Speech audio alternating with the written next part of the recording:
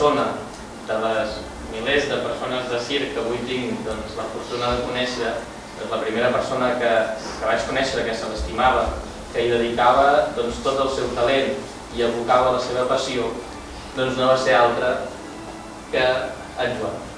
Va ser quan jo tenia 13 anys i de la mà del meu avi, que era pintor també, el senyor Frederic Matarós, m'acompanyava per la Fira del Dibuix en un altre moment màgic d'infantesa, com són les fires de la Santa Creu d'aquí Figueres, i un altre moment sempre relacionat amb el món del circ, vaig descobrir, jo ja l'havia descobert pels seus llibres, però el vaig descobrir en persona, a la Rambla de Figueres en aquesta Fira del Dibuix.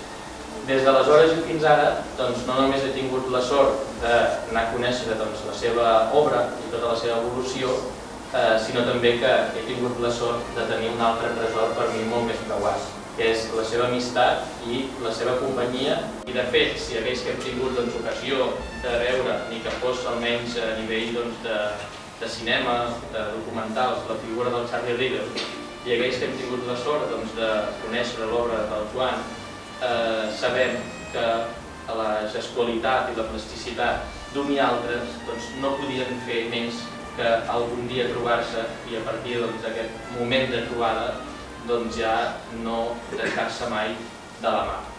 Van ser grans amics i com a bon amic que en Joan sap ser dels seus amics, fins al dia d'avui el Charlie Riddle tenim la sort que segueixi viu a través dels seus dibuixos.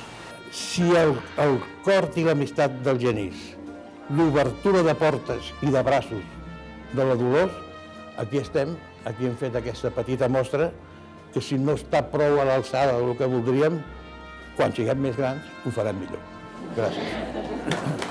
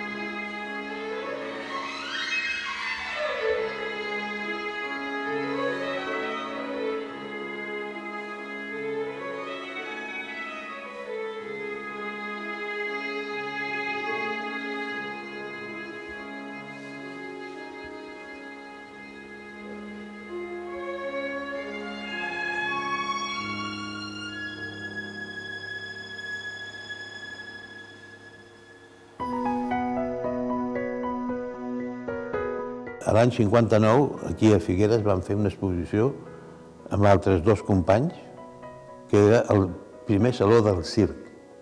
El primer saló del circ va estar fet i realitzat en el que són les antigues galeries Fortunet. Hi havia una sala que es deia Sala Icària i també ens van obrir les portes per fer una exposició sobre el tema de circ. Que això passava l'any 59 i sembla que no era res i ara ja és història figuerenca. Jo crec que el circ és un art tan gran que es mereix un art plàstic també gran. No vol dir que jo el faci. Jo sí que tinc la intenció d'intentar-ho.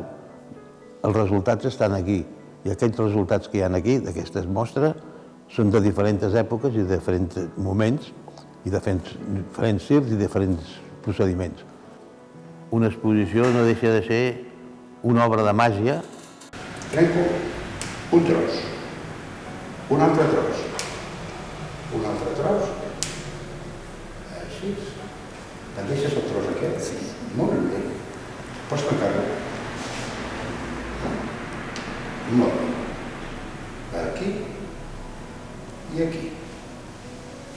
Prenc tots els trossos, me'n surt i faig una petita.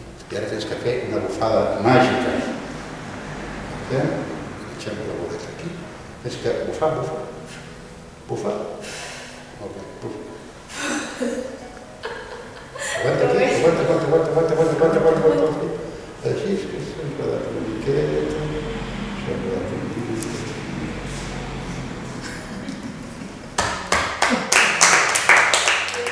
Arribar a fer unes 170 exposicions personals a la vida d'un artista és una cosa bastant infreqüent. Els projectes actuals que tinc està precisament amb el projecte d'unes realitzacions gràfiques en forma de llibre sobre també el tema de circ. La meva passió pel clom, pel pallasso, pel circ en general, per la carpa, per la pista. Tot això són motivacions que em provoquen per dibuixar el meu art. El que primer vaig conèixer va ser el Tonetti l'any 49. Pallasso, parlador, mímic a la vegada, amb gran cultura dintre del món del pallasso. En Charlie River. En Charlie River, qui no coneix el Charlie River? El pallasso més savi, més conegut arreu del món del nostre país, que és Catalunya. I entre molts altres sí que hi ha que recordar sempre més el Manel Vallès Totó, el fundador de la nissaga Germans Totó, que amb la seva muller, Rosmarí, van recórrer tot Catalunya omplint d'espai, de goig i de rialles el món dels infants i dels que no ho som tant, els grans, maduros i vells. Els Totós i companyia, dic jo, són els pallassos que m'han alegrat a mi la vida. En Charlie River va arribar a Catalunya després de la guerra, a l'any 54, i va ser quan el vaig conèixer.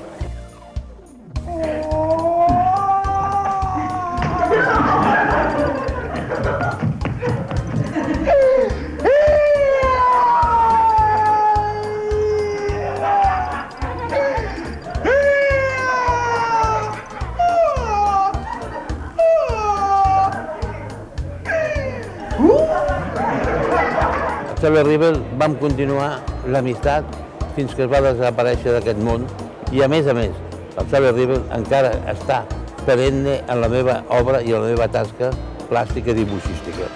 Encara el Charlie River avui m'ajuda a fer la meva tasca.